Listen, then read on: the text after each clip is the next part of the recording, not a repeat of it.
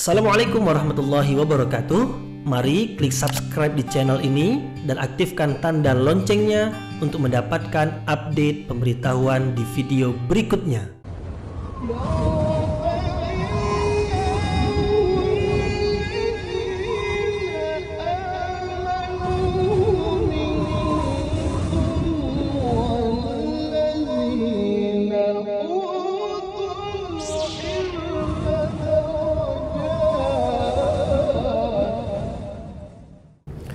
A'udzu billahi minasyaitonir rajim. Bismillahirrahmanirrahim. Assalamualaikum warahmatullahi wabarakatuh.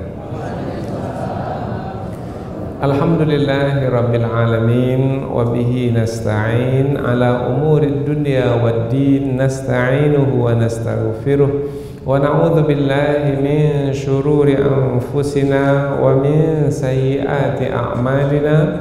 فمن يهده الله فلا مضل له ومن يضلل فلا هادي له أشهد أن لا إله إلا الله وحده لا شريك له وأشهد أن محمدا عبده ورسوله لا نبي بعده.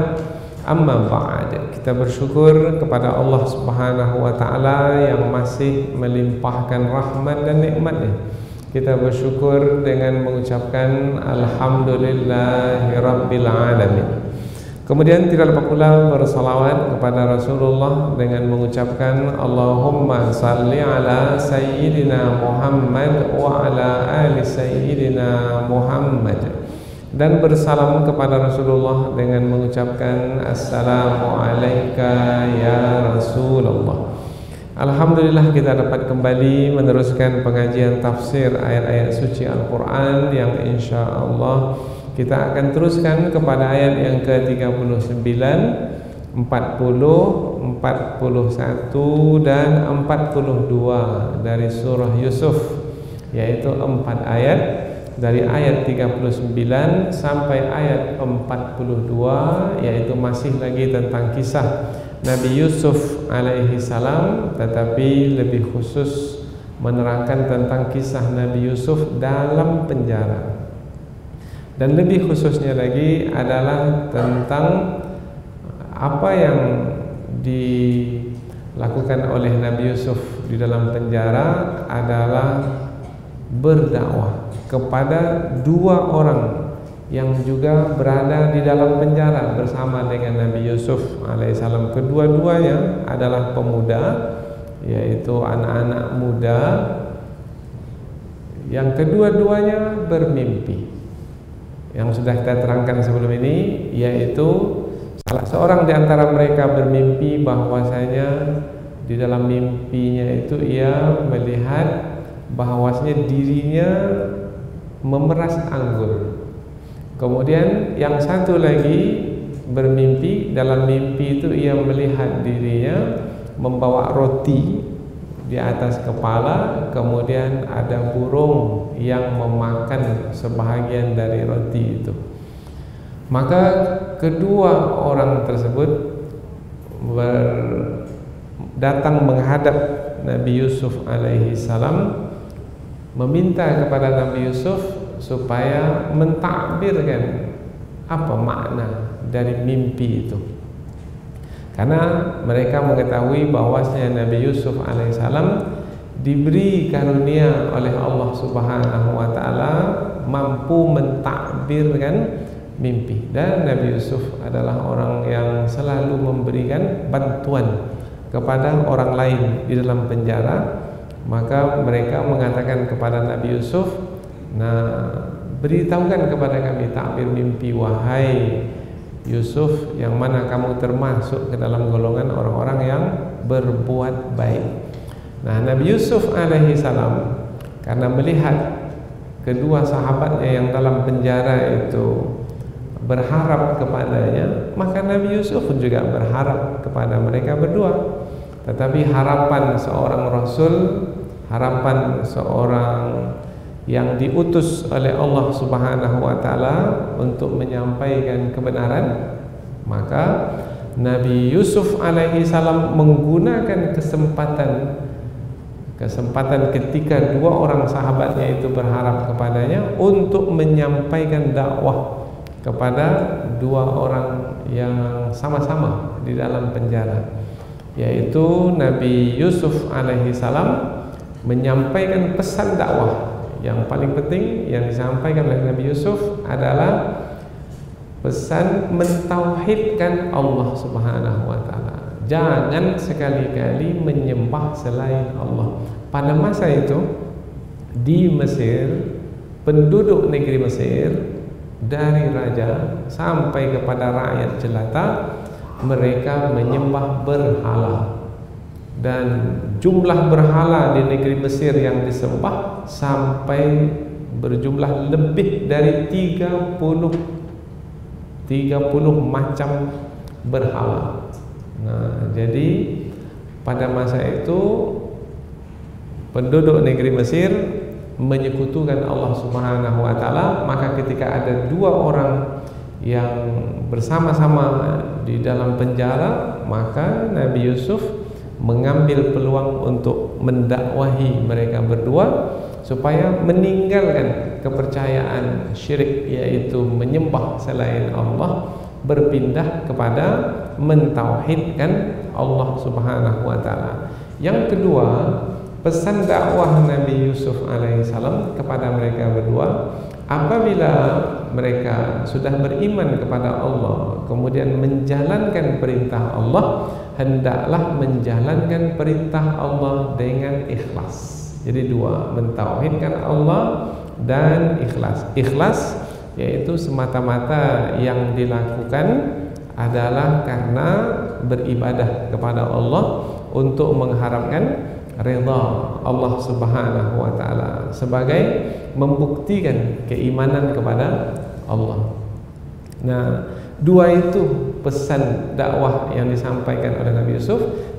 Setelah kedua pesan itu disampaikan, maka barulah Nabi Yusuf menyampaikan takbir mimpi seperti yang mereka minta, yaitu Nabi Yusuf mengatakan kepada salah seorang di antara mereka, kamu yang bermimpi melihat dirimu memeras anggur, kamu akan selamat, yaitu kamu bebas dari penjara, tidak akan dihukum apa-apa.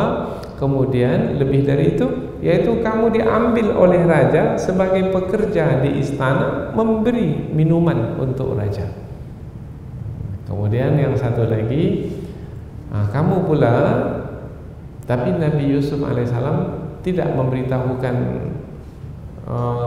di hadapan mereka berdua, hendak satu-satu disampaikan, karena yang satu dibebaskan dari penjara, tetapi yang satu lagi dihukum bunuh. Maka pandainya Nabi Yusuf alaihissalam tidak memberitahukan keputusan itu langsung di hadapan mereka berdua, sehingga masing-masing mendengarkan keputusan yang lainnya, enggak, tapi satu-satu, sehingga antara mereka itu tidak mengetahui apa putusan sahabatnya yang lain itu.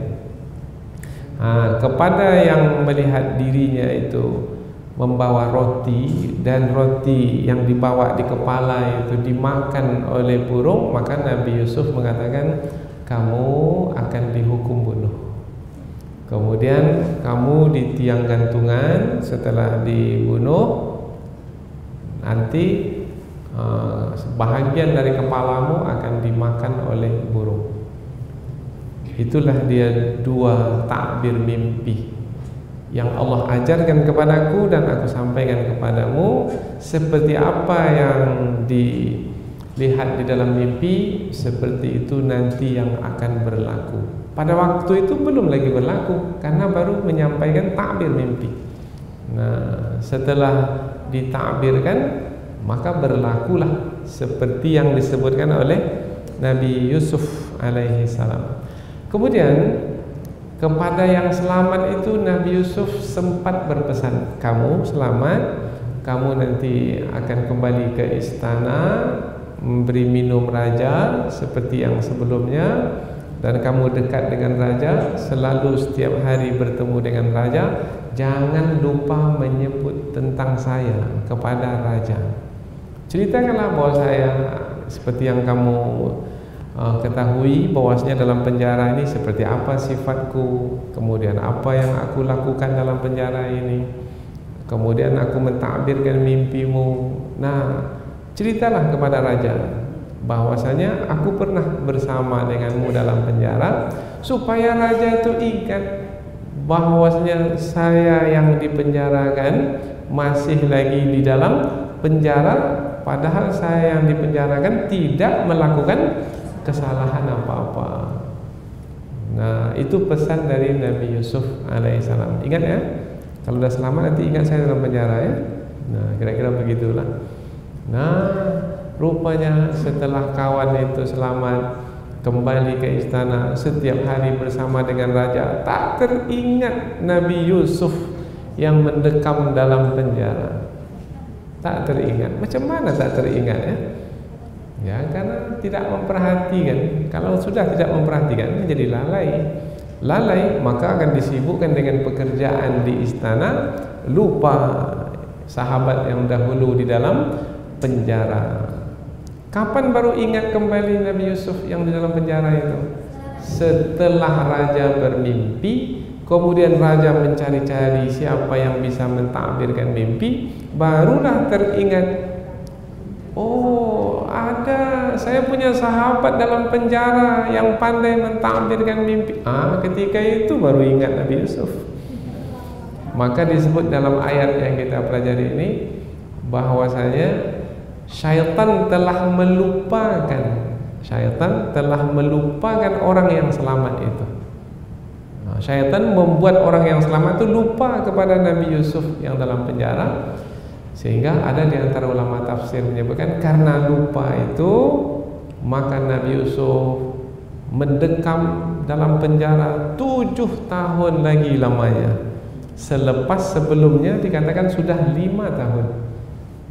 Andaikanlah mungkin, tetapi bukan itu takdir Allah Ta'ala, andaikan yang selamat itu menyebut kepada raja, boleh jadi raja teringat kembali ada orang yang tak bersalah yang dimasukkan dalam penjara, boleh jadi raja mengeluarkan Nabi Yusuf dengan segera dari penjara.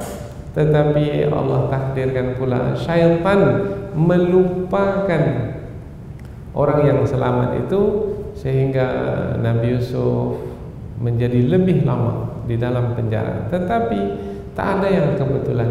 Kalau kita kembalikan kepada takdir Allah Ta'ala, semua ditetapkan dengan kehendak Allah, dan Allah yang berkehendak itu maha bijaksana. Pasti di sebalik ketetapan Allah itu ada hikmah yang berguna. Inilah muqaddimah atau penyampaian ringkas di awal pengajian berkaitan dengan 4 ayat yang akan kita pelajari dalam pertemuan ini, yaitu ayat-ayat yang masih lagi dalam surah Yusuf, tentang kisah Nabi Yusuf alaihissalam, mulai dari ayat 39 sampai ayat 42. Kita letakkan judulnya yaitu pesan dakwah dan takbir mimpi Nabi Yusuf alaihissalam kepada 2 orang yang bersama dengannya di dalam penjara. Panjang betul lah judulnya itu. Kita pendekkan saja lah, yaitu pesan dakwah dan takbir mimpi. Sudah. Pesan dakwah dan takbir mimpi dari siapa kepada siapa? Nah, nanti disampaikanlah dalam tafsir, yaitu pesan dakwah Nabi Yusuf dari Nabi Yusuf kepada 2 orang sahabatnya itu. Tetapi apakah 2 orang itu saja yang bersama dengan Nabi Yusuf dalam penjara? Nanti kita akan jumpai ada satu kata yang menjelaskan bahwasanya bukan hanya Nabi Yusuf dengan 2 orang itu saja yang dalam penjara, tapi ada lagi yang lain. Kita lihat tafsir 4 ayat ini dengan lebih terperinci. Namun sebelum itu kita akan membaca ayat ini terlebih dahulu, dengan harapan kita mendapatkan pahala dari setiap huruf yang kita baca. 1 huruf 10 pahala. Pahala akan dibalas oleh Allah dengan kebaikan. Maka pahala-pahala yang kita dapatkan mudah-mudahan balasannya berupa kebaikan-kebaikan. Kebaikan badan kita disehatkan oleh Allah, kemudian fikiran kita dijernihkan oleh Allah, hati kita disucikan oleh Allah, kemudian kita diberikan kefahaman tentang kandungan ayat-ayat Al-Quran yang kita pelajari. Kemudian selepas itu kita berharap kepada Allah, yaitu ayat-ayat Al-Quran yang kita fahami itu menjadi petunjuk pula di dalam hidup, menjadi bekal dalam hidup. Dan kita berharap ayat Al-Quran yang kita pelajari ini akan datang kembali sebagai syafaat, karena ayat Al-Quran bisa memberikan syafaat kepada pembacanya, kepada orang yang mempelajarinya, apalagi kepada orang yang menghafalnya. Itu adalah kelebihan dari Al-Quran. Allah Subhanahu wa ta'ala berfirman, A'udzubillahi minasyaitonirrajim, Bismillahirrahmanirrahim. Ya sahibayis sijni a'arbabum mutafarriquna khairun amillahul wahidul qahhar ma ta'buduna min dunihi illa asma'an sammaytumuha antum wa aba'ukum ma anzalallahu biha min sultan inil hukmu illa lillah amara alla ta'budu illa iyyah dzalika ad-dinul qayyim walakinna aktsaran nasi la ya'lamun. Ya sahibai sijni amma ahadukuma fayaski rabbuhu khamra wa ammal akharu fayuslabu fata'kulu at-tayru min ra'sih qudiyal amru alladhi fihi tastaftiyan wa qala lilladhi dhanna annahu najin minhum adhkurni 'inda rabbik fa'ansahu syaitanu dzikra rabbih falabitha fis sijni bid'a sinin. Allah berfirman, ya sahibai, ya sahibai maknanya wahai dua orang penghuni as-sijni penjara, wahai dua orang penghuni penjara, bermakna diarahkan kepada dua orang. A'arbabun, apakah Tuhan-Tuhan mutafarriqun yang bermacam-macam, bermakna banyak Tuhan yang disembah oleh penduduk negeri Mesir, termasuk dua orang yang datang menghadap Nabi Yusuf dalam penjara. Khairun, lebih baik, amillah, ataukah Allah al-wahidu yang Maha Esa, Al-Qahhar lagi yang Maha Perkasa. Nah, ini secara harfiah begitu. Kalau kita pilihkan lagi kata untuk menerjemahkan ayat ini supaya lebih mudah kita memahaminya, maka ada yang merubah kata a, apakah itu dengan manakah, karena ayat ini adalah ayat pilihan, yaitu Tuhan-Tuhan yang banyak itu yang lebih baik atau Allah yang Maha Esa yang lebih baik. Nah, karena ada pilihan begitu, maka kata yang sesuai dalam bahasa kita adalah manakah. Wahai dua orang penghuni penjara, manakah yang lebih baik? Tuhan-Tuhan yang banyak itu, yang bermacam-macam itu, ataukah Allah yang Maha Esa lagi Maha Perkasa? Nah, berbentuk pertanyaan. Kemudian lanjutannya, ma ta'buduna min dunihi,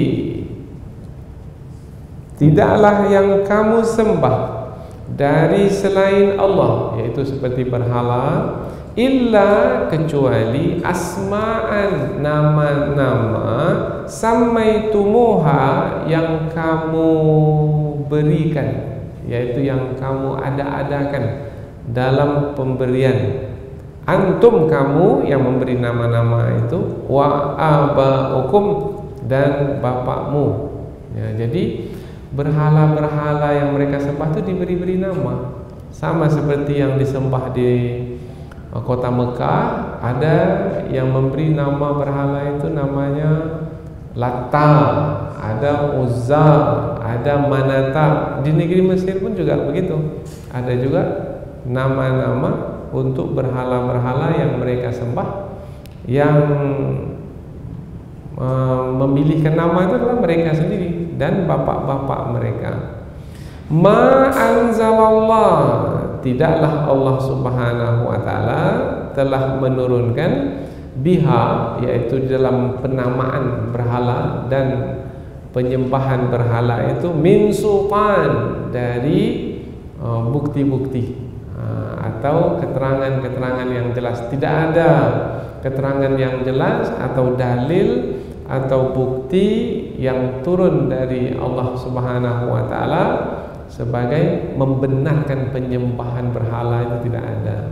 Berarti adalah yang dibuat-buat sendiri oleh manusia.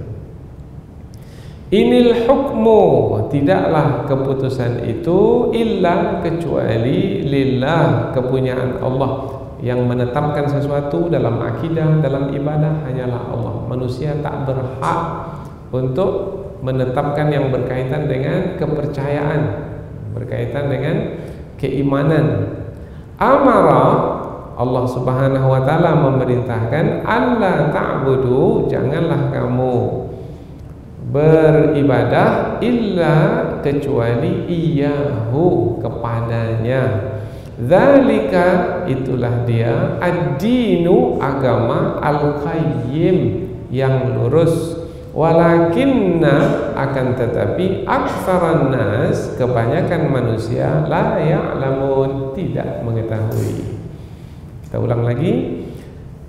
Tidaklah yang kamu sembah dari selainnya, kecuali dari selain Allah, kecuali nama-nama yang kamu membuat-buatnya, yaitu mengada-adakannya kamu dan bapak-bapak kamu, nenek moyang kamu yang terdahulu. Tidaklah Allah menurunkan penyembahan berhala itu sebagai syariat dari sisinya, tidak, karena tidak ada dalil yang turun dari Allah untuk melakukan penyembahan kepada selain Allah. Tidaklah keputusan itu kecuali milik Allah Subhanahu wa taala, karena yang berhak untuk menetapkan syariat itu hanyalah Allah. Allah memerintahkan supaya kamu jangan menyembah kecuali hanya kepadanya. Itulah dia agama yang lurus, akan tetapi kebanyakan manusia tidak mengetahui. Ayat berikutnya. Ya sahibai, wahai dua penghuni, as-sijni, penjara. Amma, adapun ahadukuma, seorang dari kamu berdua, fayaski, memberi minum, rabbahu, tuannya, khamra, yaitu khamar yaitu minuman hasil perasan anggur. Jadi anggur diperas maka menjadi khamar, minuman khamar untuk menghangatkan tubuh. Dan kalau diminum banyak bisa juga memabukkan. Di dalam Islam hukumnya adalah haram minum minuman yang memabukkan, hukumnya adalah haram. Wa ammal akhar, dan adapun yang lainnya, fayuslabu, akan disalib, maknanya akan dihukum mati di tiang salib, yaitu kakinya diikat, tangannya pun diikat, kemudian dihukum bunuh. Fata'kulut tayru, kemudian burung memakan min ra'sihi, sebahagian dari kepalanya. Qudiya, telah ditetapkan al-amru, keputusan itu, alladzi fihi, yang di dalamnya, tastaftiyan, yang kamu berdua tanyakan. Kamu berdua bertanya tentang mimpimu masing-masing. Itulah dia keputusan yang telah ditetapkan. Maknanya seperti yang aku sampaikan ini, kata Nabi Yusuf kepada mereka, seperti ini akan berlaku. Kamu bebas dari penjara, kembali bekerja, memberi minuman kepada raja, dan kamu pula dihukum bunuh. Waqala, dan Nabi Yusuf berkata, lilladzi, kepada orang yang dhanna, Nabi Yusuf mengetahui, annahu, sesungguhnya dia, najin selamat dari hukuman bunuh, bahkan dibebaskan, minhuma, dari mereka berdua, uzkurni, ingat aku, inda rabbika, ketika berada di hadapan Tuanmu, di dekat Tuanmu, atau di sisi Tuanmu. Ketika kamu memberi minuman, kan kamu dekat dengan Tuanmu. Tuanmu itu adalah raja. Tuan, bukan Tuhan, bukan Tuan atau majikan. Tapi kalau dalam istana kita tak sebut majikan, kita sebut tuan atau raja. Ya, Rabbika, di dekat atau di sisi Tuanmu, fa'ansahu syaitan melupakannya. Tak ada sedikit pun menyebut-nyebut Nabi Yusuf, padahal Nabi Yusuf sudah berpesan zikra rabbih, yaitu zikra, yaitu melupakan peringatan, ya, peringatan rabbihi, mengingatkan tuannya. Itu yang dilupakan oleh yang selamat itu. Falabitha, maka Nabi Yusuf pun berada fis sijni, di dalam penjara, bid'a sinin, beberapa tahun. Berapa tahun? 7 tahun. Ya. Dan Nabi Yusuf berkata kepada orang yang ia mengetahui bahwasanya ia akan selamat, akan bebas dari penjara, dari mereka yang berdua itu, Nabi Yusuf berkata kepadanya, ingat aku ketika dekat dengan Tuanmu. Namun syaitan melupakan peringatan, mengingatkan tuannya itu. Syaitan melupakan orang yang selamat itu, melupakan orang yang selamat itu untuk mengingatkan tentang Nabi Yusuf yang dalam penjara kepada tuannya. Panjang jadi terjemahannya supaya kita memahami. Maka beradalah Nabi Yusuf di dalam penjara beberapa tahun. Jadi 4 ayat yang akan kita pelajari ini sebenarnya adalah melanjutkan ayat yang sebelumnya.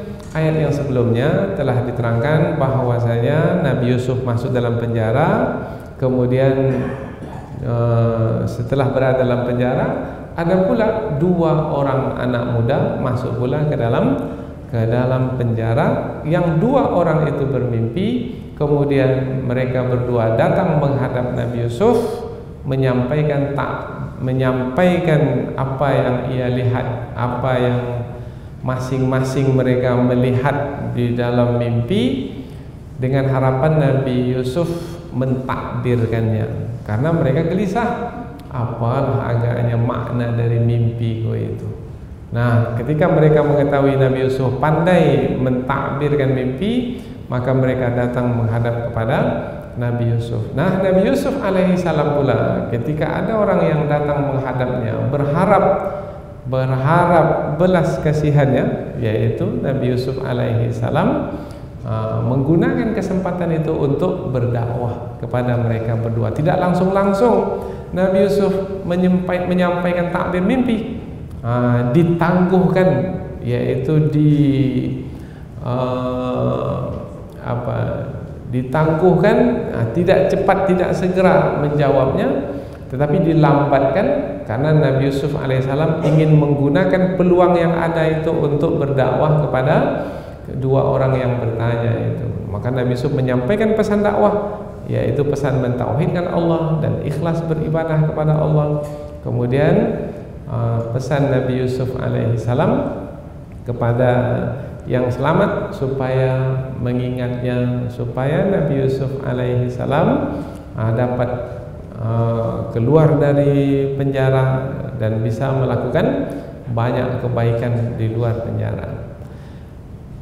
Namun yang kita pelajari sekarang ini adalah Nabi Yusuf telah mentakbirkan mimpi dua orang itu, tapi Nabi Yusuf tetap juga dalam penjara beberapa tahun.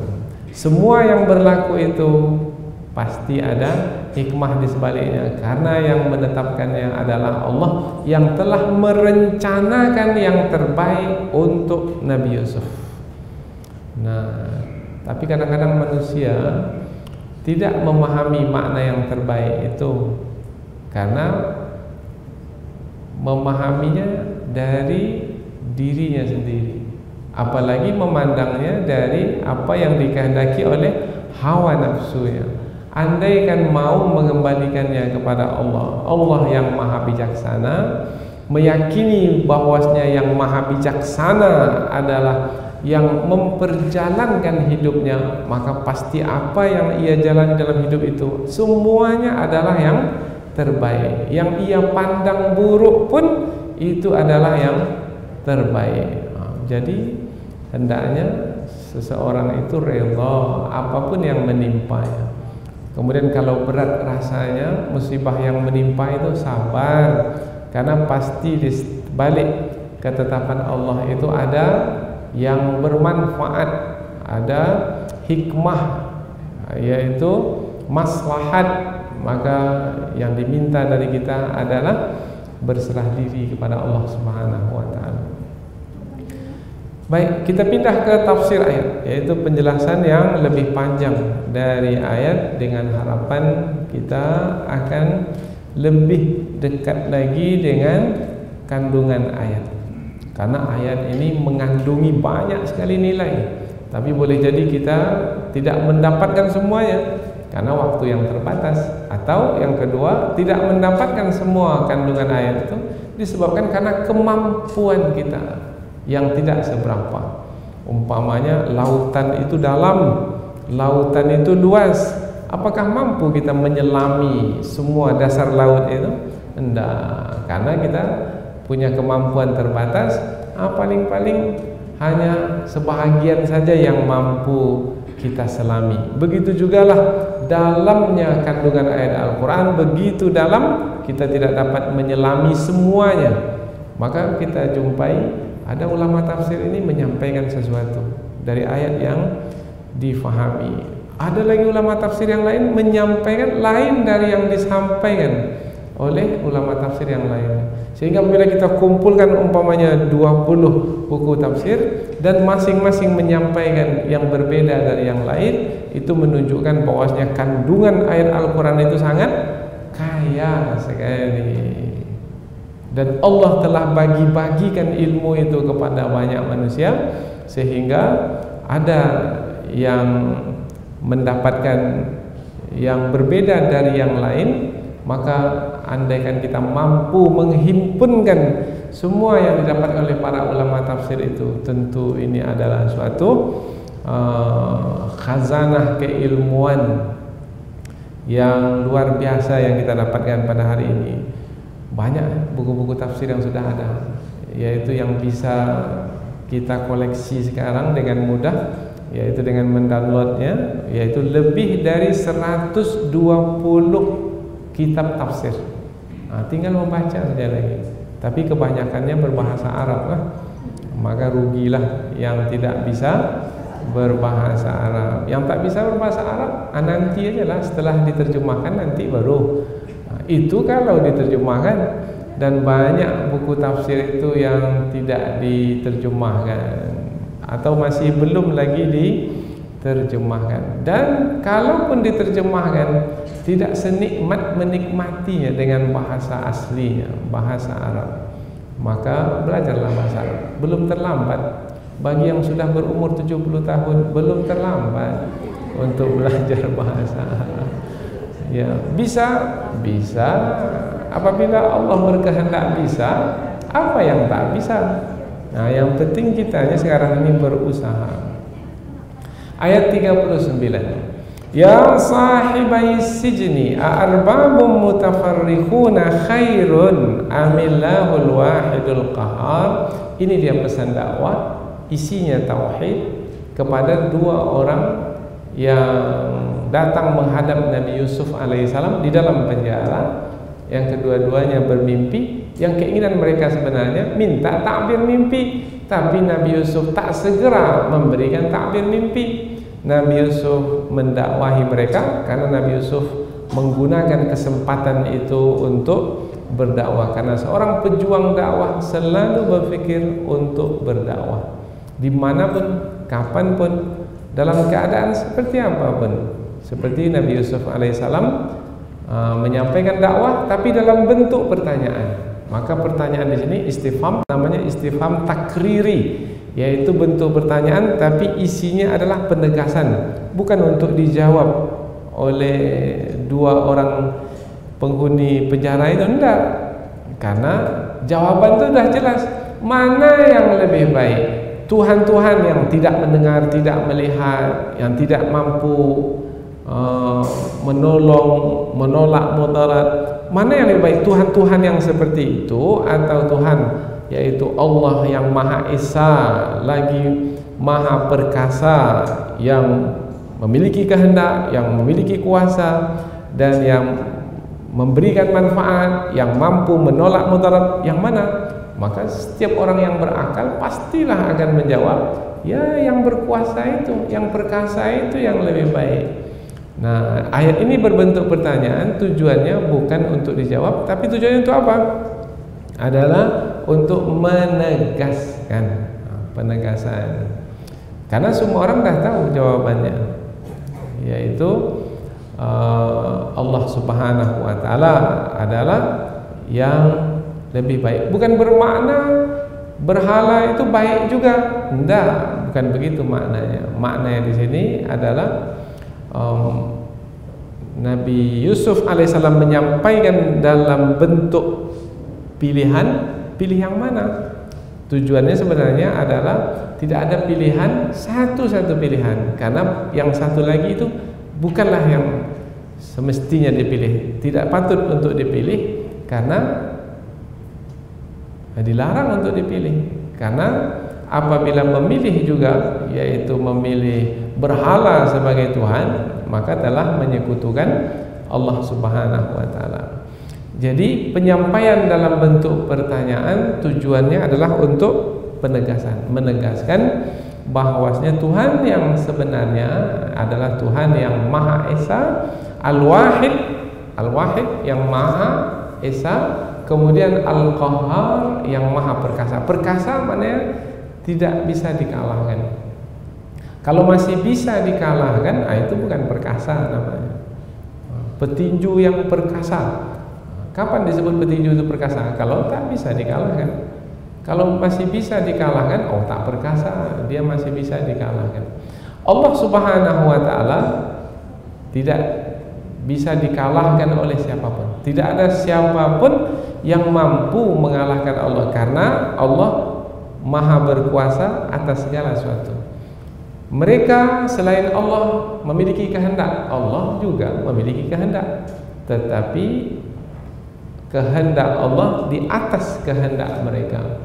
Silakan saja mereka berkehendak. Apabila Allah tidak berkehendak seperti yang mereka kehendaki, maka tidak akan mempengaruhi apa-apa kehendak mereka itu. Namun apabila Allah berkehendak, maka siapapun berkehendak, Allah mampu mengalahkan atau menghalang kehendak mereka, sebab Allah Subhanahu wa taala adalah yang Maha Perkasa, yang tidak dapat dikalahkan oleh siapapun meskipun berkaitan dengan kehendak. Nah, Jadi berkaitan dengan kehendak, maknanya berkaitan dengan keinginan saja, belum lagi dibawa kepada kekuasaan, baru keinginan saja. Maka tidak ada siapa yang mampu untuk menghalang keinginan atau kehendak Allah Subhanahu wa taala. Umpamanya sekarang sajalah kita berada di negeri ini, kehendak kita ini ingin kita di negeri ini kita tenang, yaitu tanah yang kita diami ini tenang. Tapi apabila Allah berkehendak, enggak, kehendakku adalah aku akan goncangkan negeri yang kamu diami itu. Nah, kemudian kita mengatakan, enggak, saya mau tenang. Maka yang akan berlaku tenang atau goncang? Nah, kalau Allah berkehendak menggoncangkan, menggempakan negeri ini, maka bergoncang bumi ini. Meskipun semua orang yang berada di situ berkehendak lain dan ingin menghalang, apabila Allah berkehendak, tak ada siapa yang mampu untuk menghalang kehendak Allah, karena Allah Maha perkasa, kehendaknya tak dapat dikalahkan. Ma ta'buduna min dunihi illa asma. Nah, jadi sudah diterangkan tentang Allah. Siapa Allah? Allah Maha Esa. Siapa Allah? Allah adalah yang Maha Perkasa. Setelah Allah diterangkan pula sifat selain Allah yang disembah oleh manusia. Apa yang disembah dahulu di negeri Mesir? Berhala. Maka diterangkanlah tentang berhala yang disembah di negeri Mesir, yaitu tidaklah yang kamu sembah selain Allah itu kecuali nama-nama. Jadi berhala itu memiliki nama, yang nama-nama berhala itu adalah samaitumuha, kamu sendiri yang menamakannya. Wa aba'ukum samaitumuha antum, kamu yang menamakan. Wa aba'ukum, dan bapak-bapakmu. Oh, berarti penyembahan berhala itu diwarisi dari generasi yang sebelumnya. Jadi ketika mereka menyembah sebuah berhala di masa mereka memiliki nama, umpamanya memiliki nama berhala yang mereka sembah, maka boleh jadi mereka yang menamakan berhala itu, boleh jadi generasi yang sebelumnya menamakan berhala, kemudian mereka melanjutkannya. Yang mana kesemuanya itu adalah mereka sendiri, bukan dari Allah Ta'ala. Jadi penyembahan berhala itu adalah hasil dari perbuatan manusia, bukan dari syariat yang Allah turunkan. Ma ta'buduna min dunihi. Nah, ma ta'buduna tidak disebutkan ma ta'budani. Kalau ma ta'budani bermakna yang kamu berdua sembah. Tetapi karena dalam ayat ini ma ta'buduna berbentuk jamak, berarti Nabi Yusuf menyampaikan dakwahnya di dalam penjara itu bukan hanya kepada 2 orang saja, tetapi rupanya ada lagi orang yang dalam penjara bersama dengan mereka. Nabi Yusuf mengarahkan dakwahnya itu kepada siapa saja yang ada dalam penjara. Nah, jadi Nabi Yusuf alaihissalam menggunakan kesempatan itu untuk berdakwah kepada siapa saja. Ma ta'buduna min dunihi illa asma'an, nama-nama, samaitumuha antum, yang kamu berikan nama itu, wa aba'ukum, dan bapak-bapakmu beri, ma anzalallahu biha min sultan, yang Allah tidak menurunkan keterangan atau bukti dari sisinya atau dalil yang menerangkan bahwasanya Allah lah yang memberikan nama atau pembenaran dalam penyembahan berhala itu, tidak. Oh, jadi penyembahan berhala yang dilakukan oleh orang-orang yang menyembah berhala itu adalah dari diri mereka sendiri. atau dari warisan nenek moyang mereka, bukan dari Allah Subhanahu wa taala. Ajaran yang datang dari Allah adalah mentauhidkan Allah. Lanjutan ayat, inil hukmu illa lillah. Tidaklah keputusan itu kecuali kepunyaan Allah. Maksudnya adalah yang berhak untuk menetapkan apa-apa yang berkaitan dengan akidah, berkaitan dengan keimanan, berkaitan dengan kepercayaan, itu hanyalah Allah. Apa-apa yang berkaitan dengan ibadah, dalam penetapannya itu hanyalah hak Allah Subhanahu wa taala. Jadi kita tidak diperbolehkan, manusia tidak dibenarkan untuk membuat sendiri cara beribadah kepada Allah, menyusun sendiri kepercayaan kepada Allah Subhanahu wa taala atau kepada Tuhan yang disembah, tak boleh. Nah, sekarang ini banyak manusia, umpamanya ada di satu wilayah, karena mereka melihat sapi itu, lembu itu banyak manfaatnya, akhirnya mereka menyembah lembu. Seperti di India, di Irian Jaya pula, mereka melihat kumpulan buaya besar-besar. Kemudian mereka melihat buaya ini adalah yang menghuni tempat itu. Kononnya buaya itu adalah sebagai penjaga tempat itu. Akhirnya mereka pun menyembah buaya.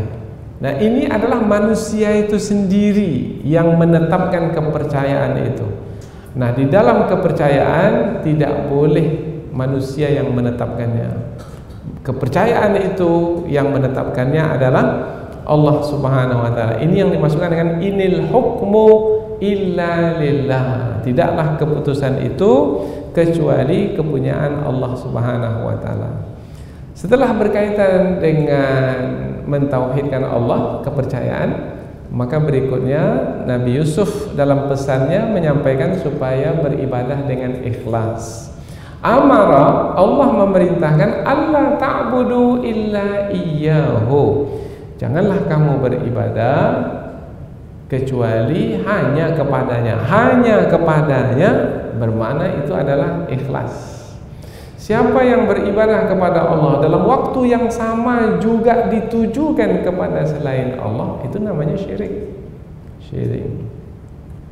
Bahkan apabila kita beribadah, kita ingin beribadah itu sebagai membuktikan keimanan kita kepada Allah. Tetapi apabila ada yang beribadah tujuannya untuk dilihat oleh manusia, bermakna riya, ingin dipuji oleh manusia, padahal semestinya sebagai membuktikan keimanan kepada Allah saja, tapi ingin dipuji juga oleh manusia dalam beribadah kepada Allah, maka itu adalah syirik yang tersembunyi, namanya asyirkul khafi.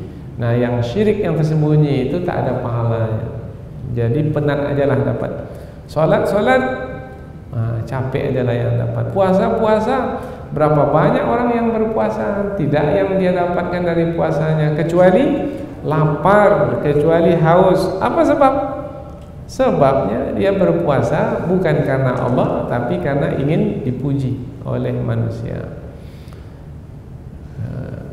Jadi pesan Nabi Yusuf alaihissalam adalah supaya beribadah dengan ikhlas. Dan hidup kita ini adalah ibadah. Jangan fahami ibadah itu hanya sholat, puasa, zakat, haji. Tidak.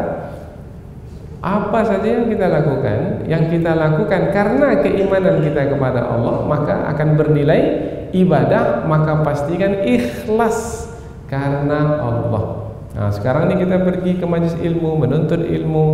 Mengapa saya datang ke majelis ilmu ini? Karena saya diperintahkan oleh Allah untuk menuntut ilmu. Bagaimana saya akan beramal kalau saya tak punya ilmu?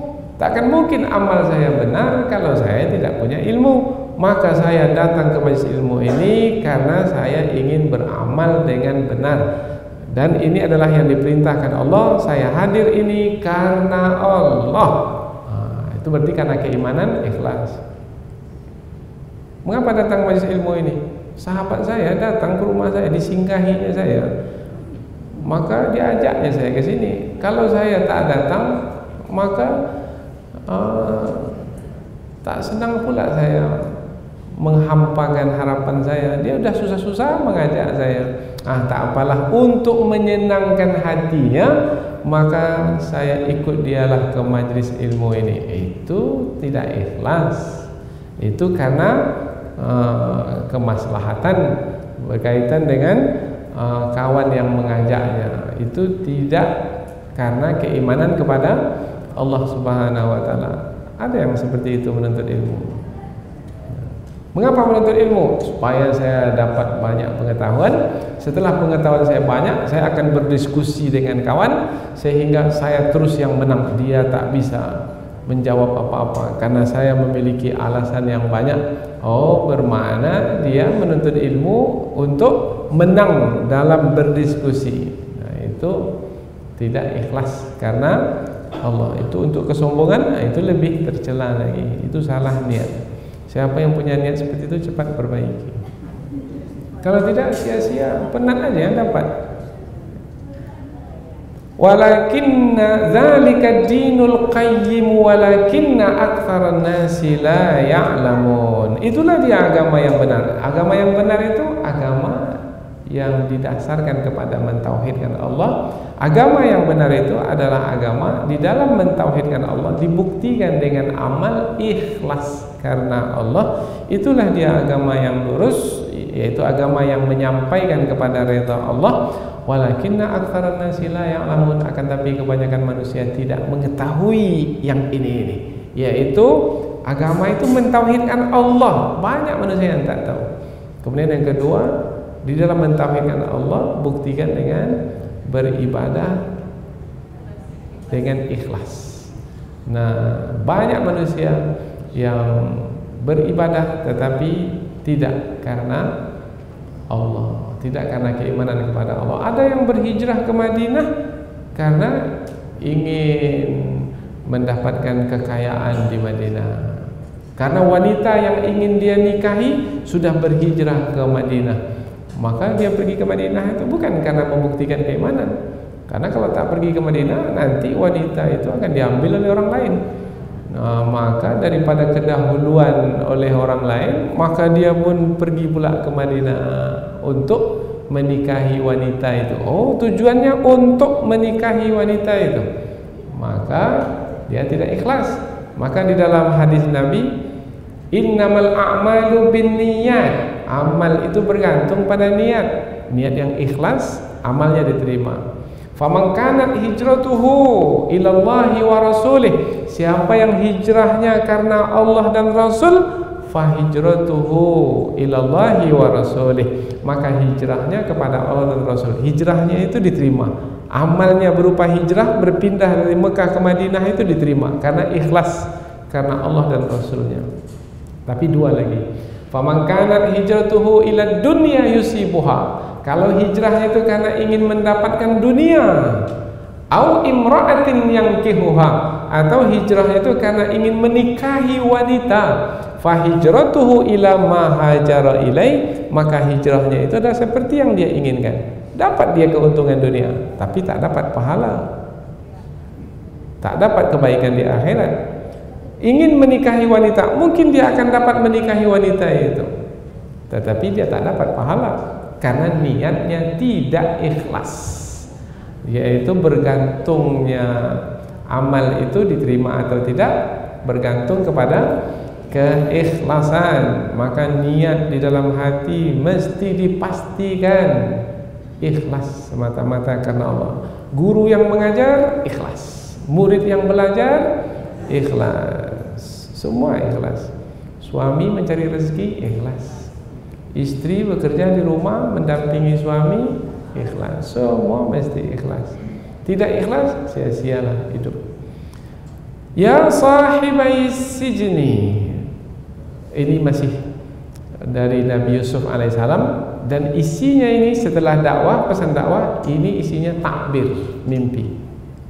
Wahai dua orang penghuni penjara, amma ahadukuma, adapun salah seorang di antara kamu akan selamat, bebas dari penjara ini, fayaski rabbahu khamra, dia akan memberi minuman kepada tuannya.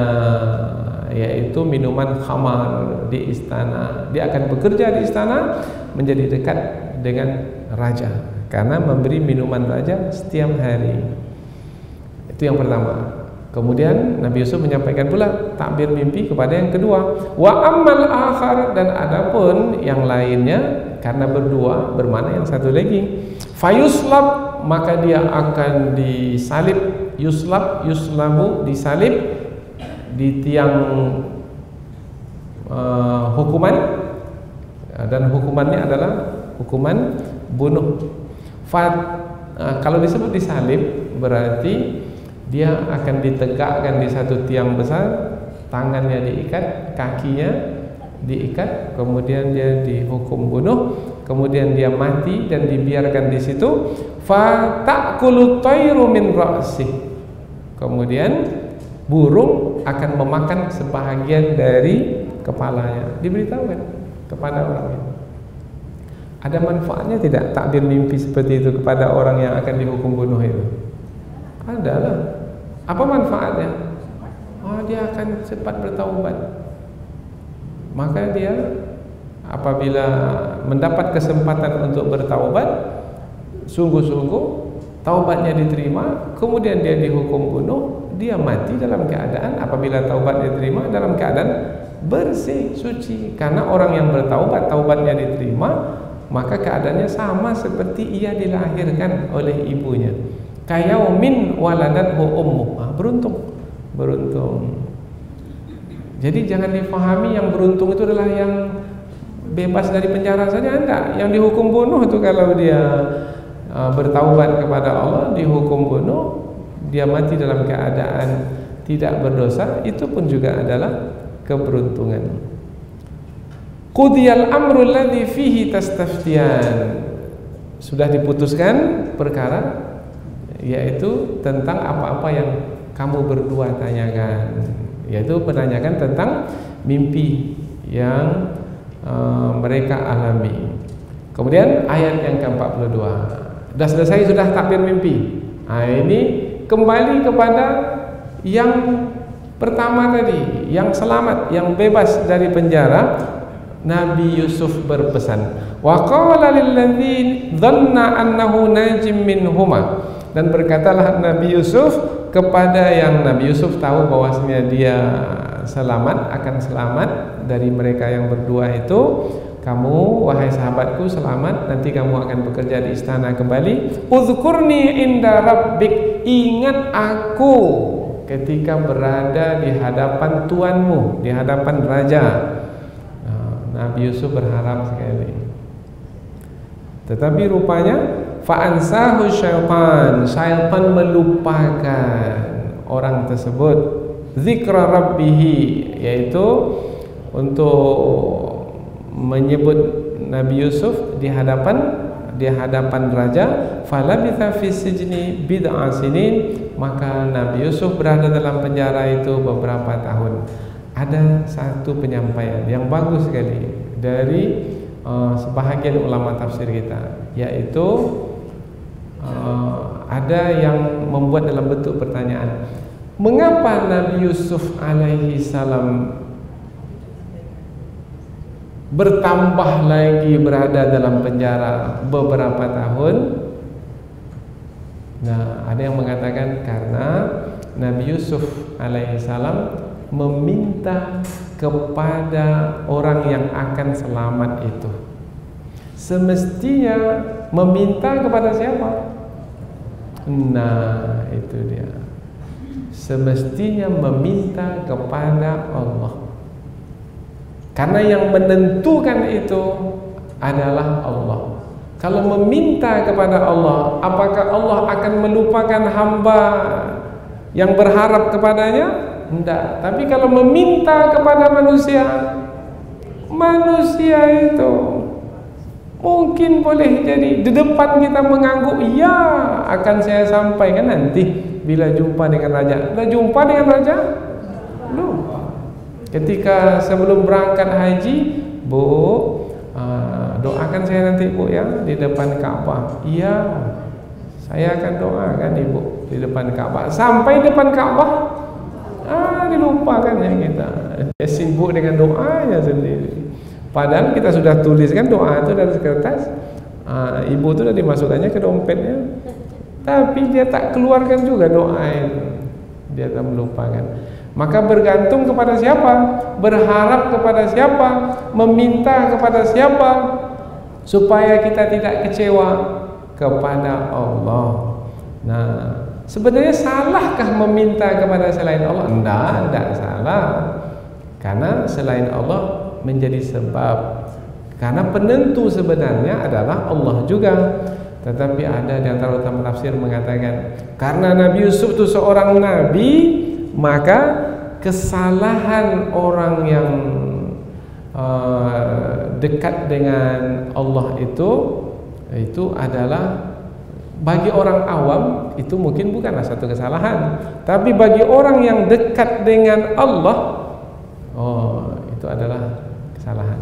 Orang yang biasa, kalau dia umpamanya memerlukan sesuatu, dia nampak ada orang lain bisa memberi kepadanya, maka orang biasa dia akan meminta, beri saya Pak, saya lapar, saya mau makan. Dia meminta kepada orang itu. Tapi apabila seseorang itu adalah orang yang dekat dengan Allah Subhanahu wa taala, maka dia tidak meminta kepada orang itu. Dia meminta kepada siapa? Dia minta kepada Allah. Allah yang akan menggerakkan orang itu untuk memberi kepadanya tanpa dia meminta orang tersebut. Itu tinggi makomnya itu. Saya akan meminta? Enggak, saya tak akan meminta. Orang lain mungkin meminta, tapi saya tak akan meminta. Tapi saya memerlukan. Bagaimana orang itu akan memberi kalau saya tak meminta? Saya meminta kepada Allah. Allah lah yang akan menggerakkan orang itu untuk memberi kepada saya. Andaikan orang itu memberi, maka pemberian orang itu tanpa saya minta lebih saya nikmati berbanding dari orang itu memberi dengan saya meminta. Itu jauh bedanya itu. Nah, Nabi Yusuf alaihissalam, ada di antara ulama tafsir membahaskan Nabi Yusuf itu karena meminta kepada orang yang akan dibebaskan dari penjara itu. Wallahu alam, itu adalah juga tafsiran. Namun kita melihat bahwasanya Nabi Yusuf alaihissalam ditambah lagi berada dalam penjara lebih lama, pasti ada hikmah di sebaliknya. Jadi kita lebih kepada tafsiran ada hikmah di sebaliknya. Apa hikmah di sebaliknya? Karena ayat berikutnya, karena Allah ingin mengeluarkan Nabi Yusuf alaihissalam bukan karena permintaan seseorang kepada raja, tetapi karena permintaan raja itu sendiri, supaya Nabi Yusuf itu dikeluarkan dari penjara. Karena raja berhajat kepada Nabi Yusuf. Karena raja bermimpi, tapi raja tak tahu apa makna takbir mimpi dan sudah berusaha, tak ada yang tahu makna takbir mimpi. Maka ketika itu raja memerlukan Nabi Yusuf. Jadi keluarnya Nabi Yusuf itu bukan karena permintaan dari siapa-siapa, termasuk dari Nabi Yusuf sendiri, tetapi Allah mentakdirkan raja bermimpi. Dengan mimpinya itulah akhirnya Nabi Yusuf keluar dari penjara. Seperti apa? Ayat berikutnya insyaallah.